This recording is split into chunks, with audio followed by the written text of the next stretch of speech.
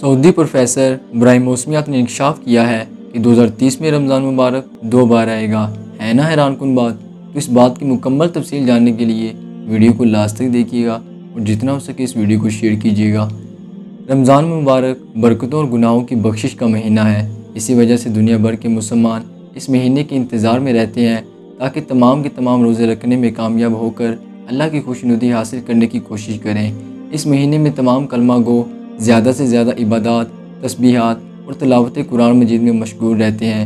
برائیوں اور ریاکاری، بے ایمانی اور دورہ گوئی سے زیادہ گریز کیا جاتا ہے۔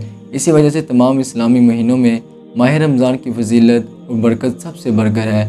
اہل اسلام کے لیے ایک سعودی پروفیسر نے یہ خوشخبری بھرا انکشاف کیا ہے کہ 2030 کے سال میں مسلمانوں کو رب کی مہربانی سے 30 کی بجائے 36 روزے رکھنے کا موقع ملے گا۔ قصیم یونیورسٹی کے شعبہ موسمیات کے پروفیسر ڈاکٹر عبداللہ مسند کا کہنا ہے کہ بہت کم ایسا ہوتا ہے جب مسلمانوں کو کسی شمسی سال کے دوران 30 سے زیادہ روزہ رکھنے کا موقع ملتا ہے۔ تاہم 2030 ایسا سال ہوگا جب عالم اسلام 30 کی بجائے 36 روزے رکھے گی۔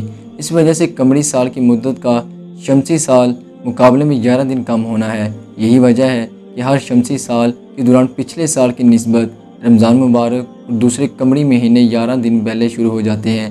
ڈاکٹر المسند میں اپنے ٹویٹر اکاؤنٹ کے ذریعے بتایا گیا ہے کہ 2030 میں رمضان مبارک 2 بار آئے گا۔ 5 جنوری 2030 کو 1451 ہجری کے رمضان مبارک کا آغاز ہو جائے گا، جس کے پورے روزے 30 ہونے کا بھرپور امکان ہے۔ 2030 کے آخری مہینے میں دسمبر رمضان مبارک کے 2 بار آمد ہوگی۔ ڈاکٹر المسند کے مطابق 26 دسمبر 2030 کو ایک بار پھر رمضان مبارک کا پہلا روزہ شروع ہوگا۔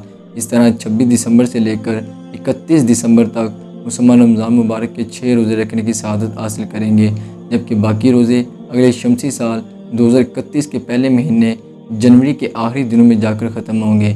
اس لحاظ سے عالم اسلام کو 2030 کے دوران 36 روزے رکھنے کا نادر و نایاب موقع میسر آئے گا۔